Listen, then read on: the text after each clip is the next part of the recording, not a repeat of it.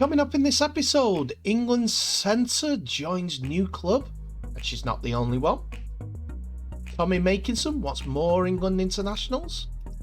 And the Wales Rugby League are on a Festival of Rugby League tour in 2023.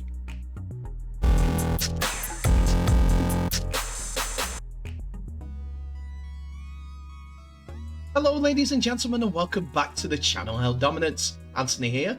Please remember to like and subscribe, and also click that notification bell if you're enjoying what you're seeing and if you want to continue seeing more.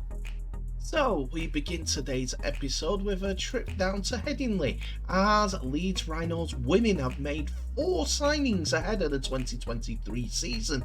The first one that we're going to talk about is Amy Hardcastle. The 2-time treble winner arrives at Headingley after an impressive showing at the recent 2021 Rugby League World Cup, where her 5 tries helped England reach the semi-finals. Speaking about her move to the Rhinos, Hardcastle said, "It's exciting to join the Rhinos and I'm looking forward to the new challenge. After the World Cup I started looking at my options and thinking about what I wanted to do, and considered I wanted to stay in the game. Did I want to progress? And I had to think about what would be beneficial for myself and my family. Being closer to home was a factor for me, and I still want to play at the best level that I possibly can, with a quality side as well. Leeds were the top of the options, and I approached Lois and I asked her what her thoughts were, and it went from there." It's a great club, and what they're doing for the women's team is exciting, and seeing where the club is going. I've spoken to a lot of the girls when I've been in England training, and they're all positive things to say about Leeds. So I'm grateful that I've been given the opportunity to play for another club and make some more memories and learn, as well as making it easier for my family. The 33-year-old centre started her career with the Bradford Bulls and was part of the treble-winning Bradford side in 2017, alongside her now head coach Lois Forsell. During her time at the Bulls, she was awarded the club captaincy and earned her first cap for England in 2009. Halifax-born Hardcastle would go on to represent her country at the 2013 and 2017 World Cups, and was the only England player to be named in the NRL's Team of the Decade in 2020. In the same year, she made a move to Saints, but it wouldn't make her debut until 2021 due to the 2019 COVID pandemic. Her first season with Saints was a remarkable one, as she grabbed 23 tries in just 13 appearances, and were key to securing all 3 domestic trophies in that successful season. Hardcastle would feature in successive Challenge Cup finals in 2021 and 2022, and would end the latter as part of Craig Richards' England women's squad in 2021. An established international with 26 tries in 24 appearances, Hardcastle will add some proven top-level quality to Forsell's Rhino squad for the 2023 season. But she had some words to say about her time at Saints. "I enjoyed my time at St Helens. It's a great club, and I can't thank the staff and the fans enough for how they helped me on my journey and welcomed me in, and I leave with many happy memories." Her former teammate and new head coach at Leeds Rhinos was enthused by the signing of Hardcastle. "Amy is a quality player with plenty of experience playing at the highest level. She is the only player to have won the treble twice, which is a remarkable achievement. And we know she has ambitions to win more. She's an athletic player who will be a great addition to our squad, and I'm looking forward to working with her again." Before the signing of Hardcastle was announced, 3 players from the Army Rugby League and Rugby Union as cross-code internationals all joined the club on the same day. They announced a triple signing of Bethan Dainton, Kayla Glynn and Jenna Greening. Dainton is a current serving soldier who previously impressed in her rugby union career. At 33-year-old, previously she played for the Harlequins rugby union side, where she won the Premier 15s title in 2021. Last season, she scored 2 tries for the Army when they beat Royal Navy at Twickenham and was awarded the Player of the Match on International Defence Rugby competition in New Zealand. She played for the Army and unfortunately missed out on the grand finals last time out. Outside back Kaya Glynn, 26 years old, made her switch from the football to rugby league and is impressed with the Army Rugby League team. She was the team's top point scorer in 2021 and had an outstanding season again in 2022, helping her team to a 13th consecutive inter-services title, and once again was their top point scorer and Players Player of the Year. She was also selected for the England Community Lions, as well as playing in the Women's Super League South. And the final signing sees Hull-born 31-year-old Jenna Greening join the Rhinos. In 2021, she won the Kate Garside Trophy as the Coach's Player of the Season. Last season, she was the top try scorer in the 10 points to nil. Well, she was a try scorer when the Army beat the Navy, win their 13th consecutive inter-services title, and also selected to the England Lionesses community team. Lois Forsell said about the signings, "I am delighted to bring all 3 players to the Rhinos, and I have been really impressed with what I've seen in training so far. They are all great people and have settled in really well. Jenna has great skill and I'm excited to see how she will develop over the season in our environment. Kaya is a great athlete. She is strong and powerful, and I'm looking forward to seeing how much value these attributes will add to our squad. Bethan is another strong athlete who has really made an impression since she started playing league.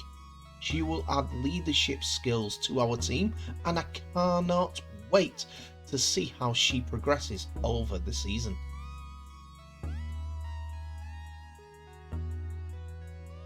Next we come to Tommy Makinson, as the England winger wants to see more international matches played, saying it is the pinnacle for any player to represent their country.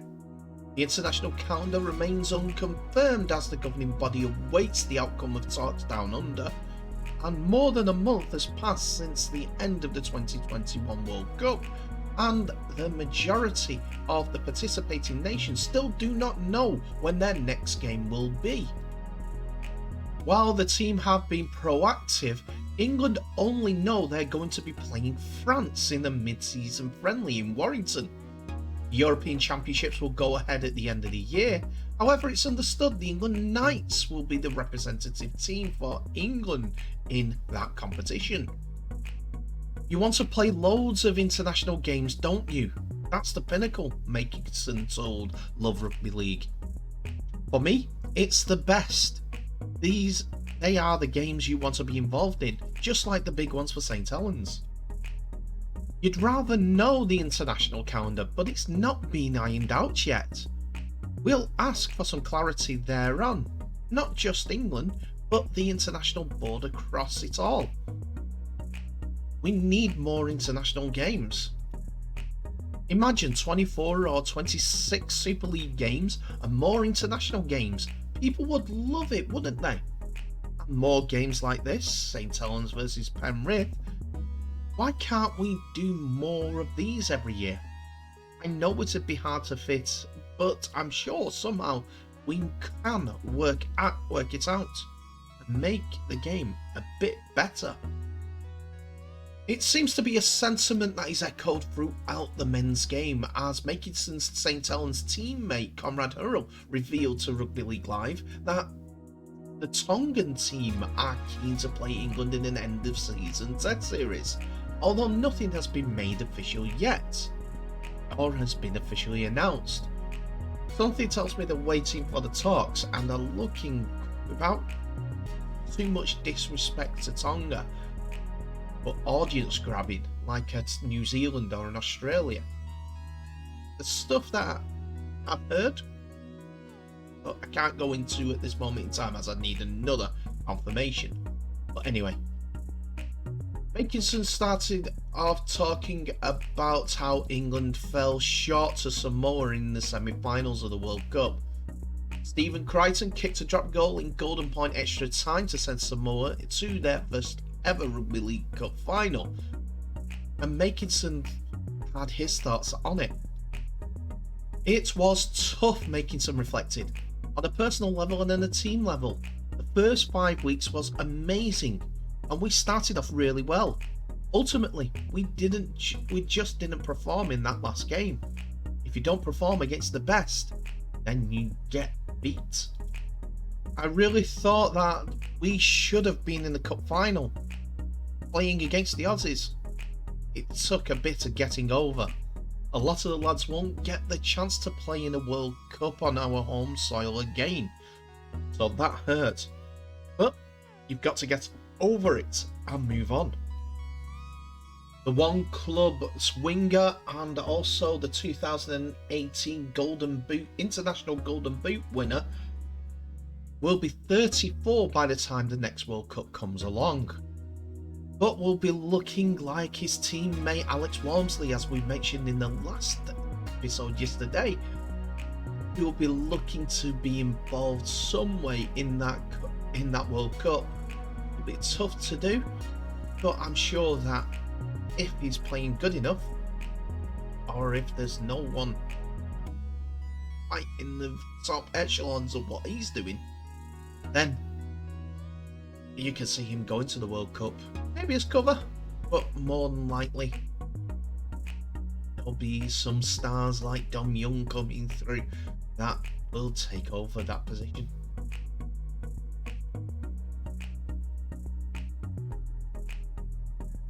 So some really good news for the international calendar has come out from Wales, as they are travelling Brazil for what is going to be called a Festival of Rugby League, which is being played alongside the 2023 South America Championships. But it's not the men's team, the juniors team, or the women's team that will be going to Brazil. It will be a historic 3-test wheelchair series in September.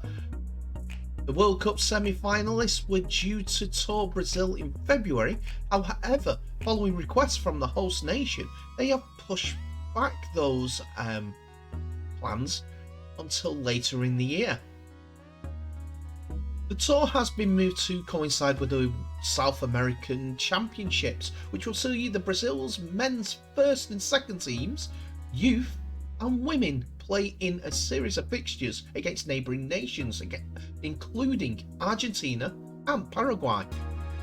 Wales will collaborate in a number of training sessions, including coach and match official education with the host, as well as some preparation of their own ahead of their test series with Brazil. These matches will be competed for the inaugural Crusaders Cup, named after the Welsh side North Wales Crusaders, following their generous donation of more than 30 wheelchairs to assist with wheelchair playing shirts to assist the sport in its early stages in the South America's biggest country.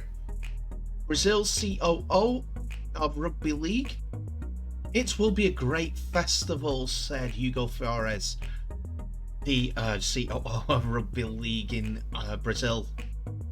The first that will feature all categories of the sport: male, female, youth and newcomer on the continent, wheelchair. It will be the biggest event ever held in Latin America, and for the first time, wheelchair rugby league will be played in the continent, in addition to the first time that the European team comes to South America. By the end of the month, we are hoping to have all confirmations and information for the entire schedules announced. It will be a magical moment for Brazil and the sport. Wales Wheelchair International and tour organiser Henry Jones said, "This is a huge opportunity not only to boost the profile of each team and the sport, but to also showcase and highlight international collaboration. Though the tour has been moved, this is allowing both teams more time to prepare themselves. For Wales, we can have a Celtic Cup and a domestic season, whilst Brazil, it allows them time to get their domestic competition up and running. By having the tour coincide with the events relating to the sports in the country, highlights that developing nations are still capable of hosting more than one international tournament simultaneously. Having the next World Cup featuring men's, women's, wheelchair and youth for the first time, the tour is the perfect opportunity to show the teams outside the Tier 1 and Tier 2 nations are capable and have the amenities to host events of this size. The hosting side is definitely the case because they have the futsal tournaments in Brazil, which are all hosted indoors. That means that they certainly have the venues and also the capabilities of having people in attendance watching these games. It's going to be fun to see, and going to a new area for rugby league, a European nation that is, as an official tournament. A touring side like Wales will get some much needed boost in their fans and also their popularity around the world.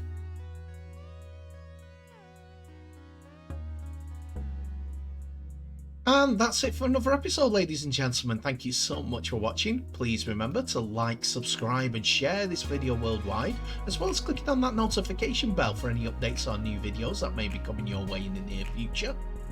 Tell me what your thoughts are on today's episode in the comment section below, as there's a lot to go through. Wales travelling the world for rugby league's progression. That's a perfect thing to do. Hopefully we'll be able to see a lot of that event so that we can enjoy it, to be fair. September time, crunch end of the rugby league season, and then we have got some decent international rugby league as well. Hopefully there's more to come from that, as it would be happy for Tommy Makinson. Plus, Leeds Rhinos women making some decent signings.